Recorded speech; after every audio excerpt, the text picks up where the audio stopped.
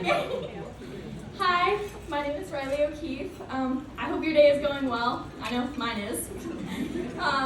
Before I get started, I'll just tell you a little bit about myself. I'm 17. I want to go to law school and be an environmental lawyer. And the one thing that matters to me more than anything else in the world is leaving the world better than when I entered it.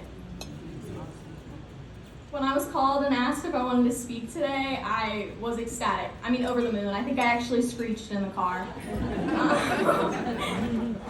But when I actually sat down to write, I kind of came to a stump because I'm 17. What do I know about the journey, right? But I feel like I've experienced a good amount in my 17 years, but I don't know if it's enough to stand up here for 15 minutes and tell you about it. So I've never started a business or anything, but I thought that idea was a little bit intimidating. So to make up for that a little bit, I wrote a speech. So I hope that's okay. Thank you. Okay. So this speech is kind of going to be about the biggest lessons I've learned, who I learned them from, where I learned them, and how they got me to where I am in my life. I'm so grateful to have the opportunity to be speaking in front of all of you incredible women. And although my journey has been short, I hope I can give you something valuable to take away from it. I had a pretty unconventional childhood. My parents are divorced, and while it made things difficult, I will always appreciate the different perspectives it gave me and the opportunities it provided me. It brought amazing people into my life. I wouldn't have a third of my family without it.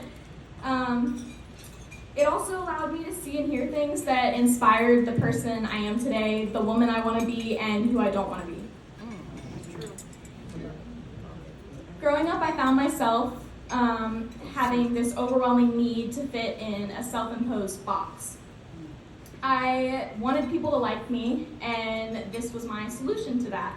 So much so that I created a comfort zone or a false version of myself catered to what I thought people would like.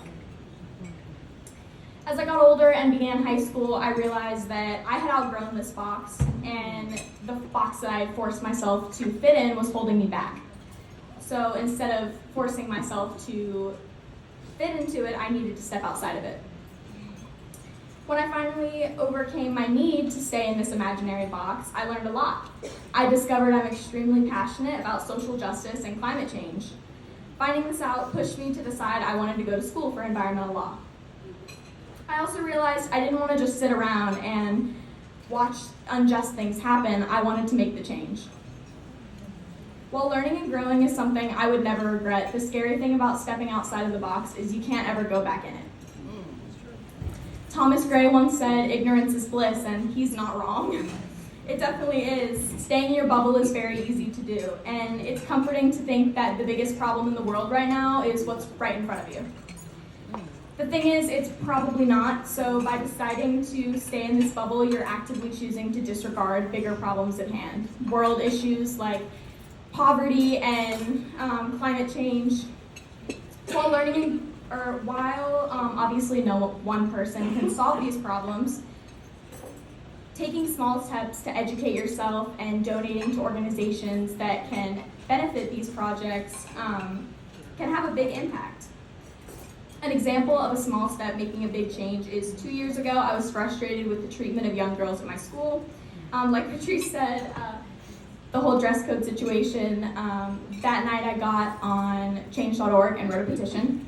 I didn't think much of it other than maybe I could take it to the school board and fight for a change, but it blew up pretty much overnight, which I wasn't expecting.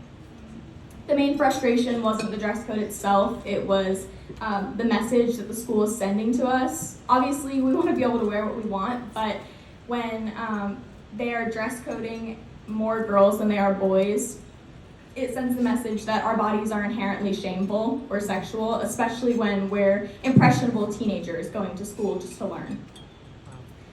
That just didn't sit right with me, and after sharing the petition, I was contacted by news sources, and then my school sent out our yearbook with our altered photos.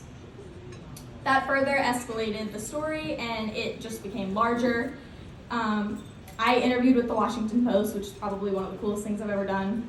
And it ultimately led to our school changing the dress code, and not just the dress code, but the way they treated the girls at our school.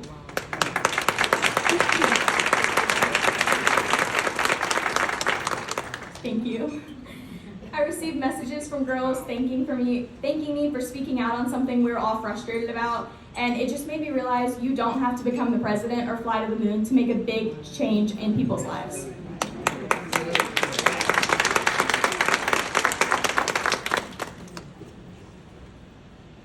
There's some images from news sources on the left. That's before the yearbook came out, and I was doing an interview in front of my school. In the middle, that's the New York Times posting on Instagram. The right is another photo from Instagram, and the bottom right corner is me speaking at the school board. And the bottom left corner is me speaking at a women's march in St. Augustine.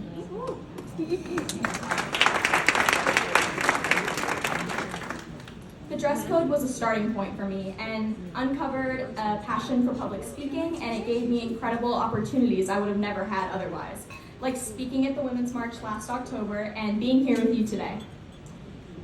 Ultimately, the most important thing is bettering the world for future generations, because yes, of course I want to live in the best possible version of the world, but the world that we build today is going to shape the world that our siblings, nieces, nephews, and children ultimately grow up in. Just like the changes our parents made have molded the world we live in now.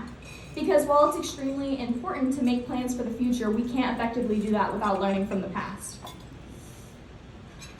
It's easy to sit back and hope someone will make the changes you want to see. But like the Lorax said, unless someone like you cares a whole awful lot, nothing's going to get better. It's not. That's probably my favorite movie ever. I think everyone needs to watch it at least once in their life. But the lesson it teaches is true. It took me some time to realize it, but you and I have to make the changes we want to see. Because we all have hopes and ideas, but does it really mean anything if you don't put it into motion? I wouldn't know nearly as much as I do if it weren't for the incredible women in my life. I was lucky enough to grow up with my biggest role models just down the hallway or a phone call away.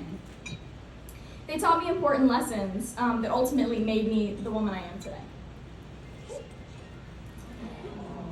My mom taught me the importance of respecting other people's perspectives, even if you don't necessarily agree with them. She often quotes Aristotle and says, "It is the mark of an educated mind to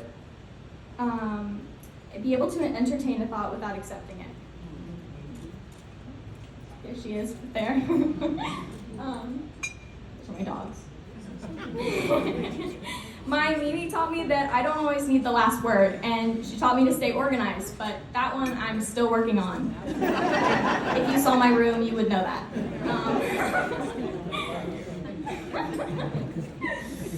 My Meemaw taught me that there is more strength in staying level-headed than there will ever be in jumping to anger.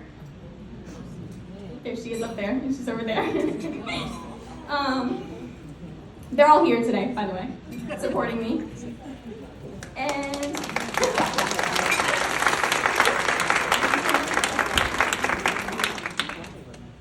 this is my stepmom. She wasn't able to be here, but she taught me to always stand up for not only myself, but for those who can't stand up for themselves, which is a huge lesson I've carried with me. Last but not least, my Aunt Kelly. My Aunt Kelly taught me that through hard work and dedication, I can accomplish anything.